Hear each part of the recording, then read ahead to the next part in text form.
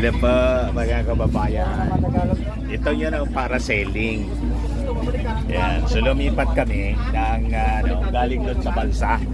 Yan ang balsa. Galing doon sa balsa, lumipat kami dito sa speedboat na medyo malaking konti para pupunta kami doon. Suot muna mga kababayan na suot muna ng lifeguard. Life vest pala. Ayan. So ito na siya. This is an ultimate experience. Pati si Mrs. po. Sabay-sabay sila na magpapara sailing. Tulad nun, oh. Kikita ninyo yan. Para sailing. Malalim na doon.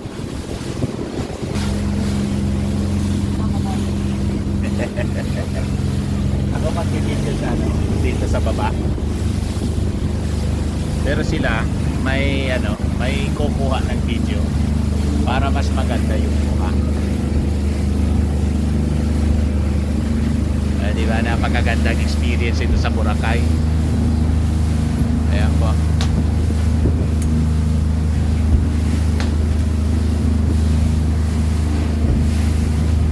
Napakabilis nito po.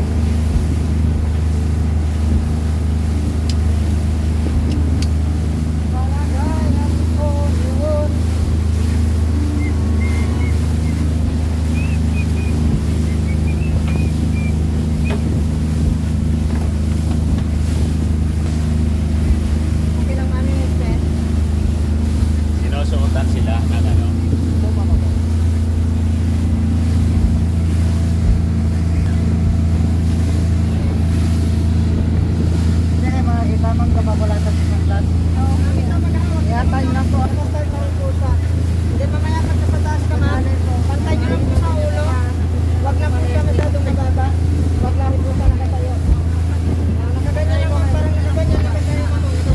si Mrs.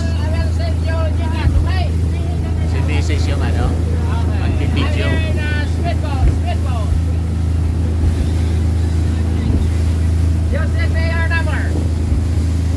Yan, lahat na sila nakasuot.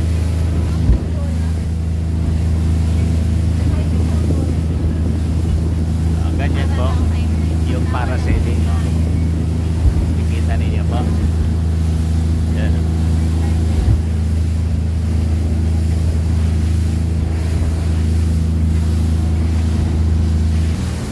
Dito na yata.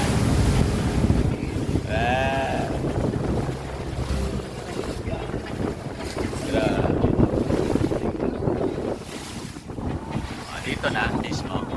Ito na siya. Ayan na po. Mga kababayan, yung parasailing. Sino yung sa gitna, ma'am? Ano po? Diyan po tayo, ma'am.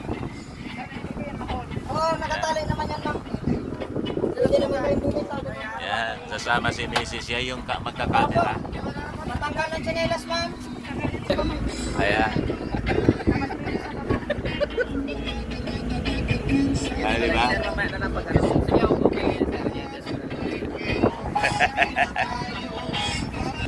Ayan po sila, oh.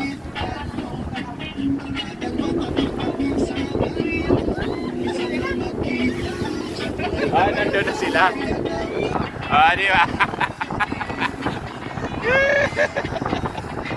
Si Mrs. yung nasa gitna, si Mami. Wow, ang ganda. Talagang sumama si Mrs. 15 minutes ya? 15 minutes, mga kababayan. Malayo.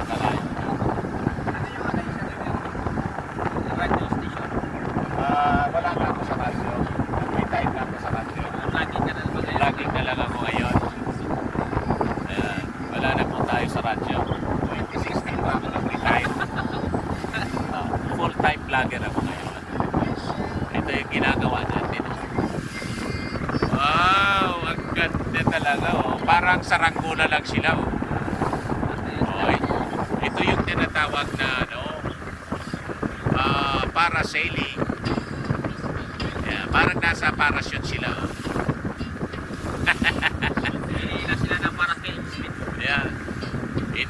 sila ng malaking speedboat. Ito pong na sinasakyan namin. No?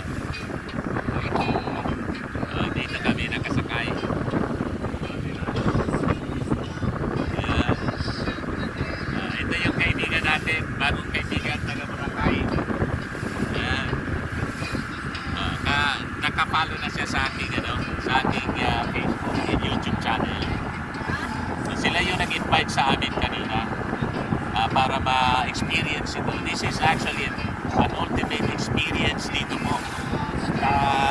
Sino mang pupunta dito po sa isla ng Boracay. Ang daming mga water sports activities dito.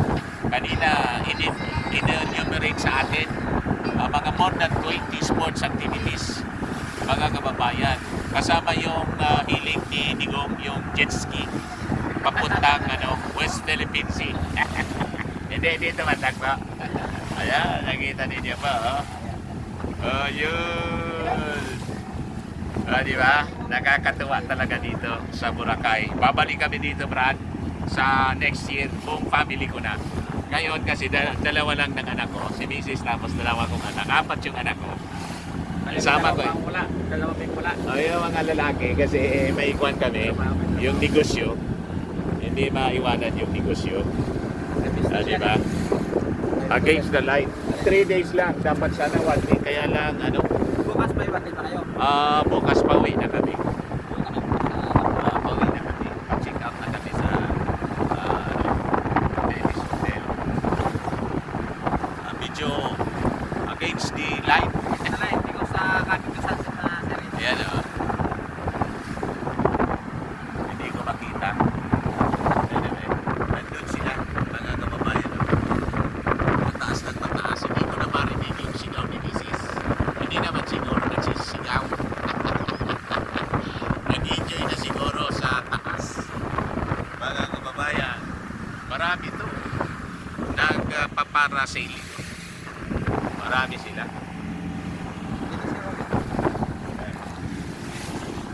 Ayan o.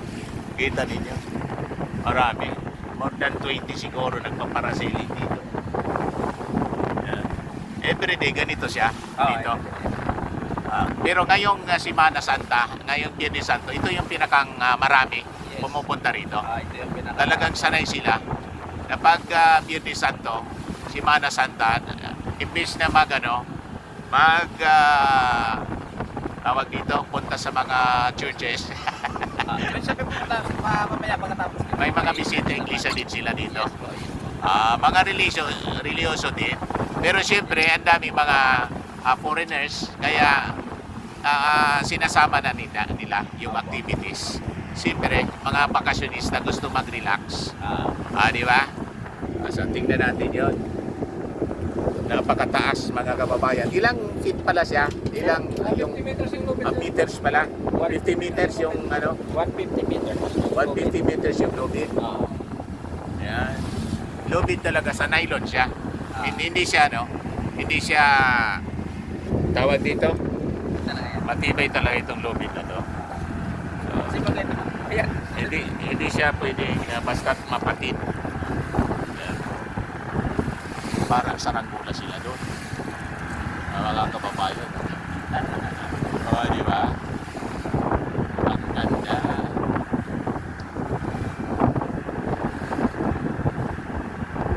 Ang ganda, mga kababayan.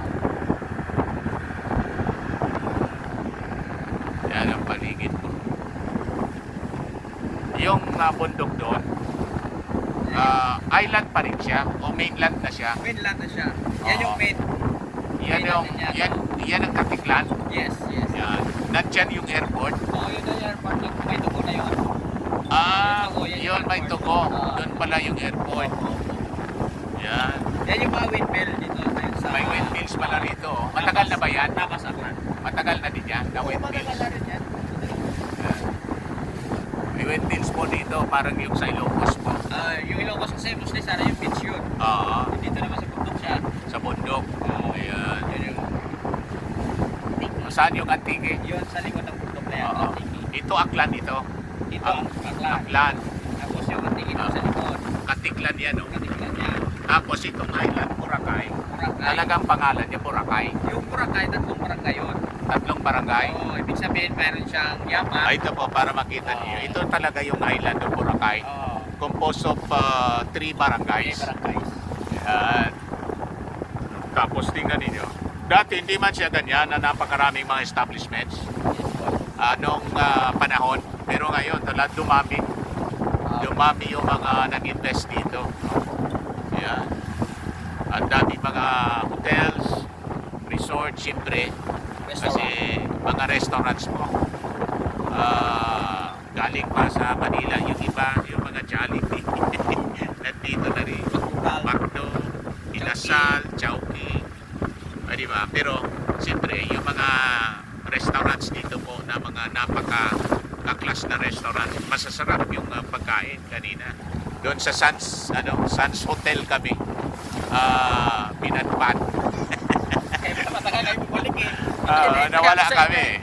Oo, Pero maganda din kasi dahil doon, ayun, natignan namin yung napakasarap na seafoods. Doon sa Sans Hotel. Di ba? Mga kababayan. O yun. Magkano yung kaya nyo sa seafoods? Hindi ko na tinatanong sa asawa ko. Basta si Mrs. Sige lang ang siya yung aming finance officer kasi. Kikita ninyo ba? Mga kababayan.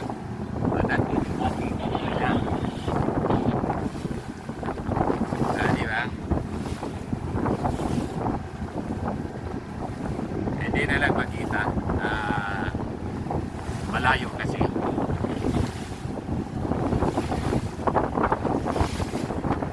Ayun sila po. Galing dito yung tali. Parang saranggola ni Pepe.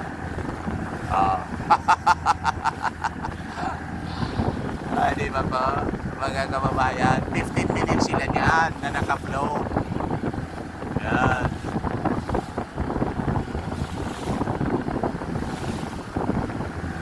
Wala naman mga aksidente na nangyari rito. Wala naman. Talagang well-trained yung mga tao. Mga ladies lang, ka-lifeguard yan. Ayan. Mabilis yung pagsagipag na may nahulog. Pero pamira naman mangyari yun. Kasi well-trained yung mga tao. Lagi nakaroon na yung Philippine Coast Guard. Naka-monitor sila. Kanina may helicopter kasama yun. Nag-monitor. Di ba? Ganon. Kaya ang daming dumarayo rito. Mga kababayan. Kaya invited natin yung ating mga kababayan, lalo mga OFW from all over the world. Pag may time kayo, punta kayong Boracay. Talagang napakaganda rito. And alam ko naman, napakaraming OFW pumunta rito. At mga foreigners ko. Kasi bantog na to sa napakatagal na panahon. Kami nga lang, ngayon lang kami na bigyan ng pagkakataon na pumunta rito. Buti naman. Actually, nagpunta kami rito November pa. Hindi man naplanuhan ng mabuti, kaya 3 days lang sana, sabi ni Mrs. Dapat na niya 1 week bitin. 5 days. Kaya nagmamadali kami. Pagkatapos nito, hindi pa kami nakapaligo sa dagat. May banggang ito. Dito pwede hanggang 8 o'clock. Ayan. Kasi siyempre madilim. Punta kayo doon sa malalim. Kasi wala Sa gilid lang, sa shoreline. So pwede naman pala kami maligo hanggang 8. Yung may mga ilaw. Para makapaligo naman kami. Sayang naman. Maubos yung panahon namin sa pagkaikot kanina kasi nawala kami. Anyway, ganun talaga. Pero ang maganda doon, yung experience namin, nagalugat namin mga kababayan. Yung kabaan, mga 2 kilometers yung nagalugan namin. Di ba? Ayos na, ayos. Ito, pababa na sila. Yan. Baba na sila mga kababayan. Pabalik na rito. 15 minutes na eh. Gusto nila mapasa? Mapasa sila? Ha? Mapasa? Sino? Sila? Iwan ka sa kanila. Papasa na sila. I-touch water din sila tapos flying na yan. Flying tambak. Pwede naman yun.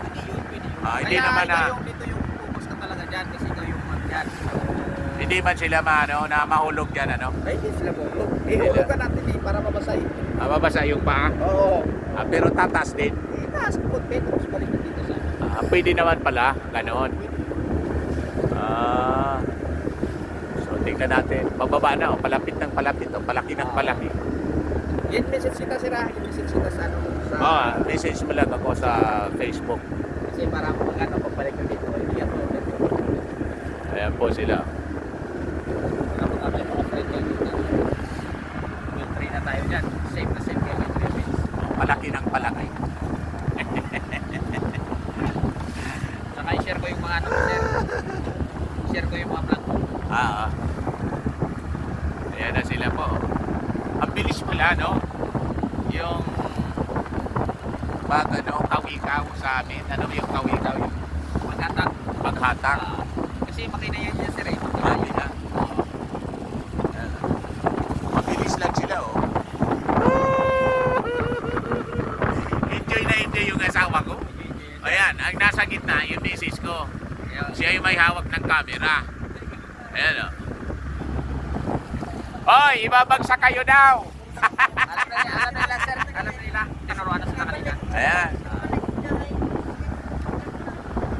Yan, magta-touch kayo sa sa dagat. Ano ba Yan. yung dalawa kayo sir? Anak mo? Anak ko po, para magkakapatid lang, ano? Parang magkakapatid lang. Parang hindi lata sir, naka-apat ka na sir na ano?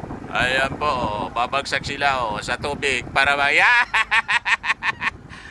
tatat sila sa tubig. Yan. Di ba? Oh!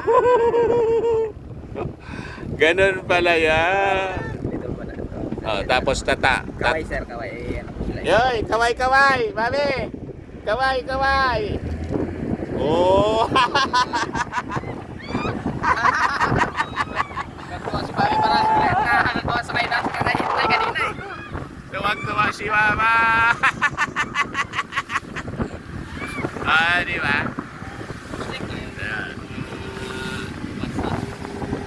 Ayan, nandito na sila po. Di ba? Napakagandang experience mga kababayan ng aking Ano po niya, ma'am? Maya po. Pera muna, ma'am. Pera mo cellphone ko sa dito. Hop. Slowly but surely. Ayan. Kasi maalon po. Interview natin itong aking asawa. Ate, kamusta naman yung experience? Dito si ate. Kamusta yung experience, ate? Sino yung sigaw ng sigaw? Si Mami? Pagmano si Mami? Di ba? Ayun. Mga kababayan, pabalik na kayo kami po. Ang bilis nito. Busy maghapon. Yan, napakabilis po. Ayan. Di ba? Masaya po dito sa Boracay. So, that ends our parasailing. Yan. Bye-bye muna po.